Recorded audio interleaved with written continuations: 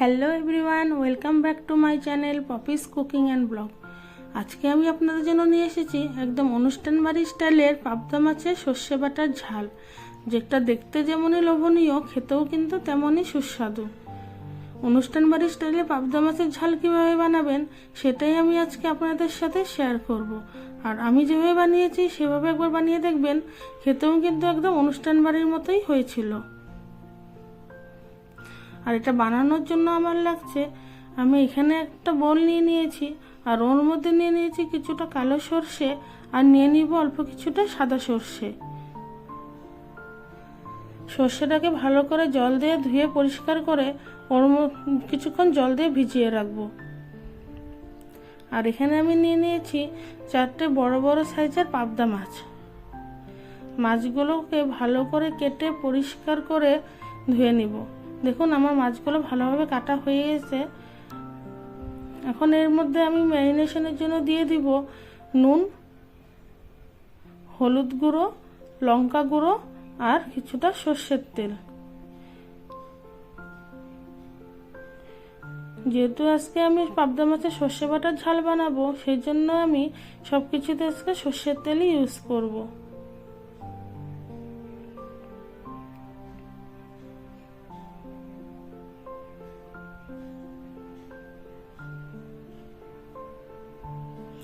মাছটাকে ভালো করে ম্যারিনেট করে এপিট ওপিট করে মাখিয়ে আধ ঘন্টার জন্য রেখে দিব, যাতে নুন হলুদটা মাছের গায়ে ভালোভাবে লেগে যায়।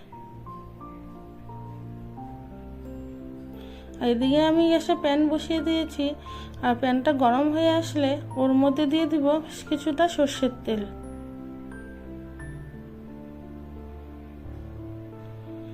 আমার তেলটা গরম হয়ে গেছে, এখন আমি এর মধ্যে একটা একটা করে মাছ দিয়ে দিব।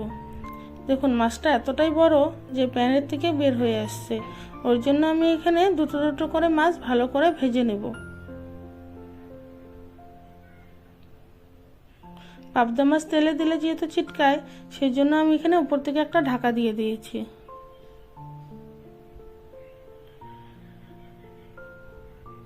আমার মাছটা এক পিঠ ভাজা হয়ে গেছে, এখন আমি উল্টে নিয়ে আরেক পিঠ ভালো করে ভেজে নেব। দেখুন আমার সবগুলো মাছ ভালো করে ভাজা হয়ে গেছে। এখন আমি ওই মাছ ভাজার তেলেই দিয়ে দিব ফোড়নের জন্য কিছুটা কালো জিরে আর দুটো তেজপাতা। ফোড়নটা একটু নাড়াচাড়া করে ওর মধ্যে দিয়ে দিব কেটে রাখা টমেটো।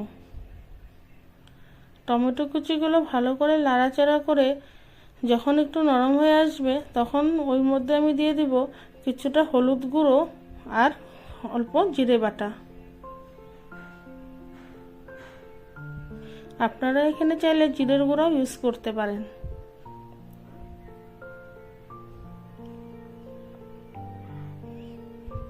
এবার মশলাটাকে ভালোভাবে নেড়েচেড়ে কষিয়ে নিব। মশলা থেকে যখন এভাবে তেল ছেড়ে আসবে, তখন ওর মধ্যে দিয়ে দিব ওই যে সর্ষেটা ভিজিয়ে রেখেছিলাম, সেটাকে ভালো করে পেস্ট করে নিয়েছি। তো এখানে আমি দিয়ে দিয়েছি সর্ষের পেস্ট। সর্ষে বাটাটা দিয়ে একটু নাড়াচাড়া করে ওর মধ্যে জল দিয়ে দিব। সর্ষে বাটা দিয়ে কিন্তু বেশি নাড়বেন না, নাহলে সর্ষেটা তেতো হয়ে যাবে।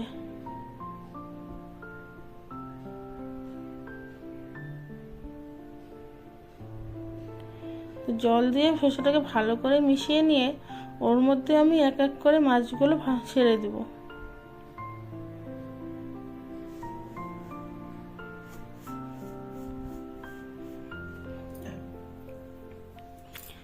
দেখুন ওই মাছগুলো এখানে দেওয়া হয়ে গেছে। এখন ওর মধ্যে আমি দিয়ে দিব পরিমাণ মতো জল। এখানে আমি উষ্ণ গরম জল ব্যবহার করেছি।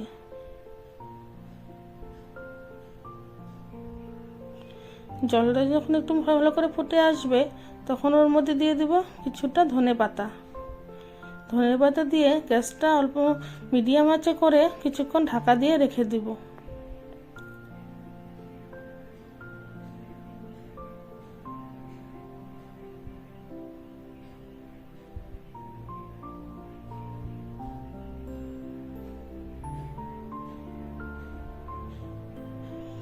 দেখুন আমার পাবদা মাছের সর্ষে বাটার ঝাল কিন্তু হয়ে এসছে। এখন এখানে আমি টেস্টের জন্য দিয়ে দিয়েছি কিছুটা চিনি।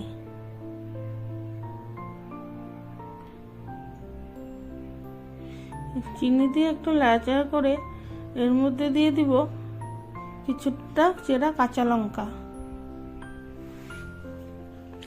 লঙ্কা যে যেভাবে ঝাল খান সেভাবে ইউজ করবেন। আমার পাবদা মাছের সর্ষে বাটার ঝাল কিন্তু হয়ে এসছে। এখন আমি এর মধ্যে দিয়ে দিব বেশ কিছুটা কাঁচা সর্ষের তেল। আর সর্ষের তেল দিয়ে এটাকে ঢেকে কিছুক্ষণের জন্য স্ট্যান্ডিং টাইমে রেখে দিব। আপনারা কে কোথা থেকে আমার ভিডিওটি দেখছেন অবশ্যই কমেন্ট করে জানাবেন, তবে তো আপনাদেরকে ধন্যবাদ জানাতে পারবো।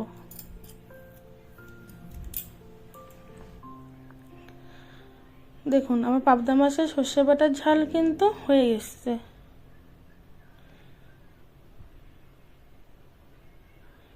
একবার এইভাবে পাবদা মাছের সর্ষে বাটার ঝাল বানিয়ে দেখুন, খেতে কিন্তু খুবই সুস্বাদু হয়ে থাকে।